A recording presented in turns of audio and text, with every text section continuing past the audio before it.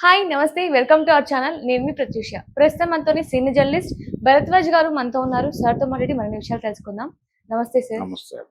Sir, 'Dil Raju' గారు ఈయన మంచి పేరున్న ప్రొడ్యూసర్. ఈయన ఈ మధ్య కాలంలో ఎక్కువగా వార్తల్లోనే ఎక్కువగా నిలుస్తుందని తెలుస్తున్న విషయమే. అయితే ఈయనకి 'గేమ్ చేంజర్' అలాగే ఇప్పుడు 'తమ్ముడు' మూవీ కూడా మంచి మైనస్ పాయింట్ అని చెప్పొచ్చు. అసలు ఎందుకు ఈయన కమర్షియల్ మూవీస్ చేయడానికి ఇంత ఇబ్బంది పడుతున్నారు? అంటే కమర్షియల్ సినిమా తీయటం అనేది ఒక ప్రత్యేకమైన క్రాఫ్టు. హ్మ్. కమర్షియల్ సినిమా, క్లాస్ సినిమా అని 2 విధాలుగా 2 డివిజన్స్ కనిపిస్తాయి. అంటే సెన్సిబుల్ సినిమా, సెన్సిబుల్ సినిమా ఒకటి, కమర్షియల్ సినిమా ఒకటి. హ్మ్. ఈ రెండిటిని తీసే దర్శకులు కొంతమంది ఉన్నారు. అంటే ఉదాహరణకి రాఘవేంద్రరావు గారు 'జ్యోతి' అనేటువంటి ఒక సెన్సిబుల్ సినిమాని డైరెక్ట్ చేస్తున్న టైంలోనే 'అడవి రాముడు' అనేటువంటి ఒక భారీ కమర్షియల్ సినిమా కూడా చేశాడు. హ్మ్. అలాగే 'ఆమె కథ' అనేటువంటి ఒక సెన్సిబుల్ సబ్జెక్ట్ హ్యాండిల్ చేస్తూనే అవతల వైపు శోభన్ బాబు గారితో చాలా కమర్షియల్ సినిమాలు చేశాడు ఆయన. ఇలాంటి దర్శకుడే దాసరి నారాయణరావు గారు కూడా. ఆయన కూడా ఒకవైపు చాలా సెన్సిబుల్ సినిమాలు, అంటే అనేక సినిమాలు తీశాడు ఆయన. 'కోరికలే గుర్రాలైతే' ఇలాంటి సినిమాలు, 'అద్దాల మేడ' ఇలాంటివి. హ్మ్. ఈ సినిమాలు తీస్తూనే ప్యారలల్గా 'సర్దార్ పాపారాయుడు', 'ప్రేమాభిషేకం' ఇలాంటివి కూడా తీసేవాడు. ఈ రెండింటిని బ్యాలెన్స్ చేస్తూ, పైగా దాసనారాయణరావు గారు ప్రయోగాత్మక సినిమాలు కూడా చేసేవాడు. రాఘవేంద్రరావు గారు కొన్ని సెన్సిబుల్ సినిమాలు చేసేది, కానీ దాసరి గారు ప్రయోగాత్మక సినిమా చేస్తూ ప్యారలల్గా ఒక పెద్ద కమర్షియల్ సినిమా కూడా చేసేవాడు. ఓకే. అంటే 'నీడ' అని ఒక సినిమా ఉంది. మహేష్ బాబు మొదటి సినిమా అది. ఆయన కెమెరా ముందు కనిపించిన మొదటి సినిమా. హ్మ్. ఆ సినిమా దాసరి గారు ఒక ప్రయోగాత్మక చిత్రంగానే తీశాడు. అందరూ కొత్త ఆర్టిస్టులు, టోటల్గా ఎవరు కెమెరాకి పాతోళ్ళు కాదు. అలా కొత్త ఆర్టిస్టులను తీసుకుని ఒక కొత్త తరహా సబ్జెక్టు, అప్పటి వరకు తెలుగు తెర మీద ఎవరు ప్రయత్నం చేయనటువంటి ఒక సబ్జెక్ట్ తీసుకుని సినిమా తీశాడు ఆయన. ఆ సినిమా చాలా పెద్ద విజయం సాధించింది. అదే టైంలో, అంటే బ్లాక్ అండ్ వైట్లో చేసినటువంటి ఆ సినిమా అదే టైంలో ప్యారలల్గా ఆయన రామారావు గారితోనూ సినిమాలు తీసేవాడు. హ్మ్. 'సర్కస్ రాముడు' ఇలాంటి సినిమాలు చేసేవాడు.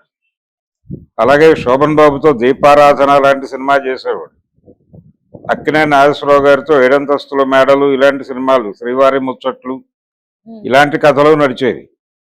ఇలా 3-4 జానర్లలో ఏకకాలంలో సినిమాలు తీసేవాడు ఆయన. ఓకే. అది ఆయన ప్రత్యేకత.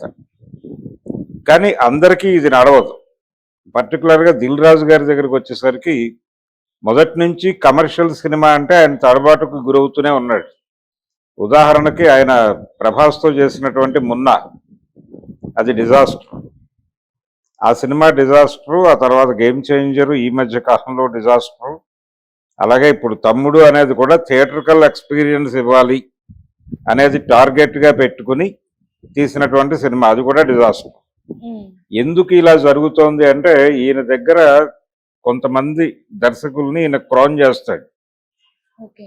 ఆ డైరెక్టర్స్ చాలా సెన్సిబుల్ కథలు హ్యాండిల్ చేసేటువంటి పరిస్థితిలో ఉంటారు. హ్మ్. ఉదాహరణకి 'కొత్త బంగారు లోకం' ఇలాంటి సినిమాలు ఆయన బ్యానర్ నుంచి వచ్చి మంచి విజయాలు సాధించినాయి. అలాంటి కథలు ఓకే. అంటే 'సీతమ్మ వాకిట్లో సిరిమల్లె చెట్టు' ఇలాంటి కథలు ఆయన హ్యాండిల్ చేయగలరు. అలాంటి డైరెక్టర్లతో ఆయన పని చేయగలరు. హ్మ్. 'బొమ్మరిల్లు భాస్కర్' తొలినాటి 'బొమ్మరిల్లు' కావచ్చు, ఆ తర్వాత వచ్చిన అల్లు అర్జున్తో చేసిన తొలినాటి సినిమా 'పరుగు' కావచ్చు, హ్మ్. అలాగే సుకుమార్తో చేసినటువంటి తొలినాటి 'ఆర్య' కావచ్చు. హ్మ్. ఈ సినిమాలన్నీ కూడా చాలా సెన్సిబుల్గా ఉంటాయి. అలాంటి సున్నితమైన భావోద్వేగాల మధ్య నడిచే కథలు జడ్జి చేయటంలో దిల్ రాజుకు ఒక ప్రత్యేక ప్రావీణ్యత ఉంది. ఓకే. కానీ కమర్షియల్ సినిమాని జడ్జి చేయటం దగ్గర ఆయన మొదటి నుంచి తడబాటే. ఈ రోజు కాదు, ఈ రోజున 'తమ్ముడు', 'గేమ్ చేంజర్' అనుకుంటున్నాం, కానీ పాత రోజుల్లో కూడా ఆయనకి కమర్షియల్ సినిమా విషయంలో చేదు అనుభవాలే ఉన్నాయి. హ్మ్. అందుకని మొదటి నుంచి ఆయన సెన్సిబుల్ కథలే చేసుకుంటూ వచ్చాడు. ఆ డైరెక్టర్లతోనే ట్రావెల్ అయ్యాడు. సుకుమార్ గారు ఆ కాంపౌండ్ నుంచి బయటకు వచ్చిన తర్వాత పెద్ద కమర్షియల్ సినిమాలు చేశాడు దిల్ రాజు గారి నుంచి బయటకు వచ్చిన తర్వాత.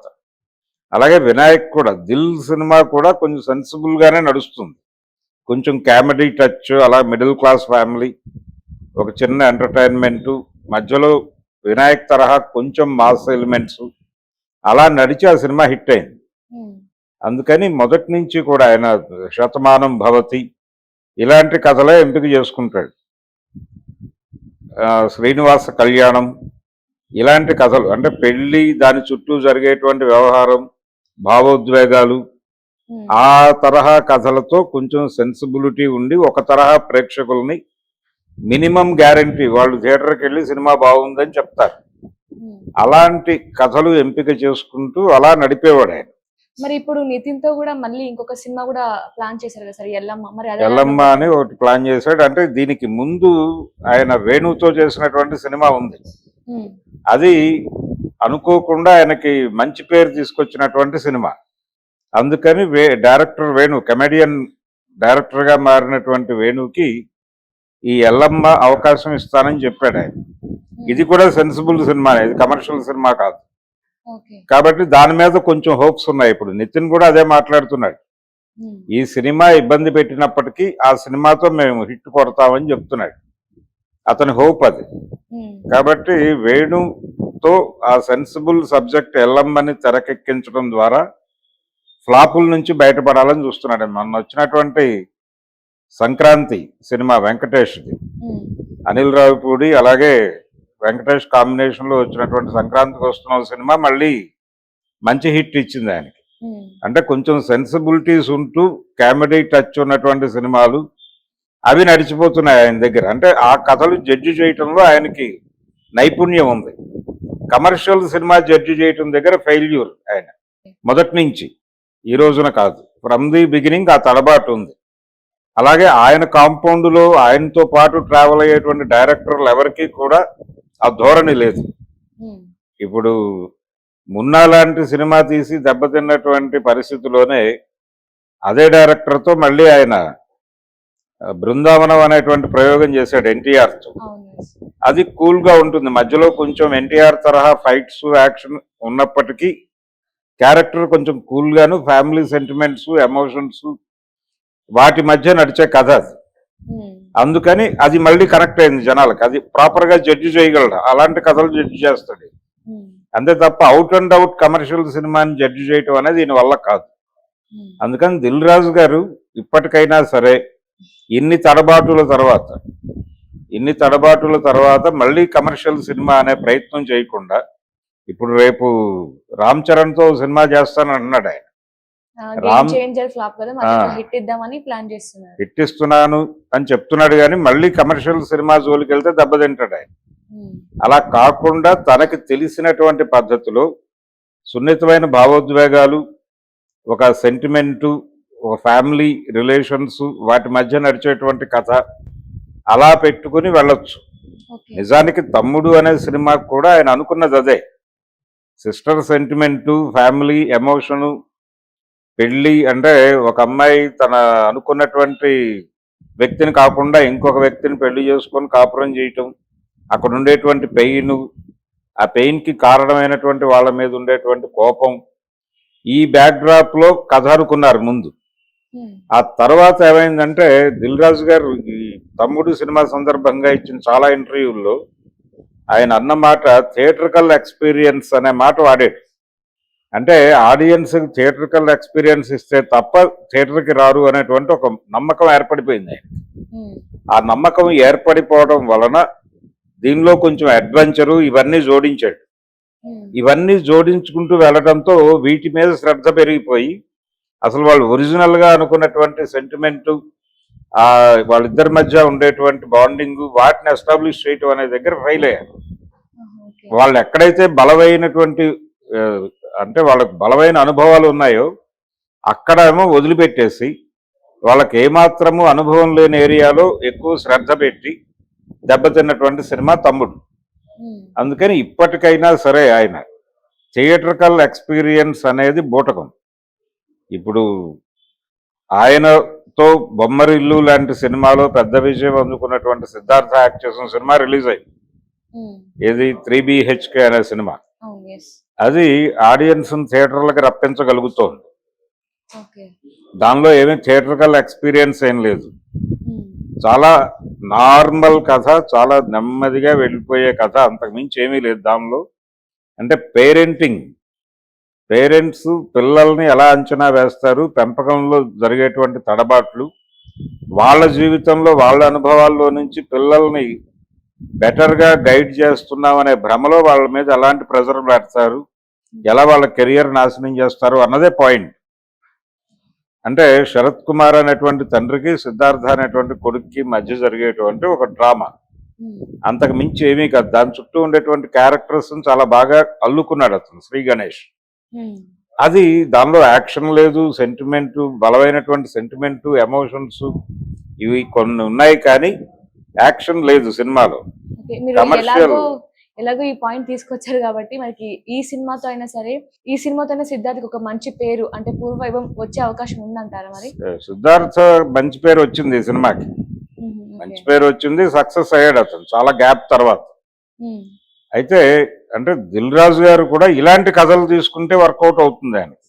అంటే థియేటర్కల్ ఎక్స్పీరియన్స్ అనేటువంటి దానికి వెడితే తప్ప థియేటర్కి జనం రారు అనుకుంటున్నాడు ఆయన. అది తప్పు అని ఇమ్మీడియట్ గా ఆయన సినిమా రిలీజ్ అయిన రోజే, తమ్ముడు రిలీజ్ అయిన రోజే ఈ సినిమా రిలీజ్ అయింది 3BHK. దానికి జనం పెడుతున్నారు. ఎందుకు పెడుతున్నారు జనం అంటే సినిమా బాగుంది కాబట్టి, కథ బాగుంది, ఎమోషనల్ గా ఉంది, ప్రాపర్ గా కరెక్ట్ అయింది, బలమైనటువంటి భావోద్వేగాలతో నడిపాడు, ప్రతి పాత్రని చాలా జాగ్రత్తగా డీల్ చేశాడు. ఎక్కడ గ్లామర్ కోసమో మరొక దాని కోసమో తాపత్రయపట్టం అనేది లేదు ఆ సినిమాలో. క్లీన్ గా ఉంది సినిమా. అలాంటి సబ్జెక్టులు దిల్ రాజు గారు చేయగలడు బాగా. కాబట్టి రేపు రామ్ చరణ్ తో చేసినా గానీ ఆయనకి ఒక పాత అనుభవం ఉంది. అంటే మున్నా ఫెయిల్యూర్ తర్వాత మళ్ళీ మిస్టర్ పర్ఫెక్ట్ లాంటి సినిమా చేసి హిట్ ఇచ్చాడు అతనికి, ప్రభాస్కి. అందులో ఈ కమర్షియల్ గొడవలు ఏం లేవు, అది కూడా ఒక సాదాసీదా ఎమోషనల్ గా జరిగేటువంటి డ్రామానే. అలాంటి కథలు ఓకే. అందుకని దిల్ రాజు గారికి కమర్షియల్ మూవీ కంటే ఒక మంచి ఫ్యామిలీ ఎమోషన్ మూవీ చేస్తే బెటర్ అంటారు. అది బెటర్. ఇప్పుడు రామ్ చరణ్ తో ఆయన చేయబోయే ప్రయోగం కూడా ఏదో మళ్ళీ గేమ్ చేంజర్ లాంటి ఒక బీభత్సమైనటువంటి కమర్షియల్ సినిమా చేయాలి అనే తాపత్రయం పక్కన పెట్టి, ఆయన ఒక ఇంటర్వ్యూలో అన్నాడు, ఇప్పుడు పరిస్థితి ఎలా ఉందంటే సీతమ్మ వాకిట్లో లాంటి సినిమాలు చేసే పరిస్థితి లేదు అన్నాడు. కానీ తప్పది.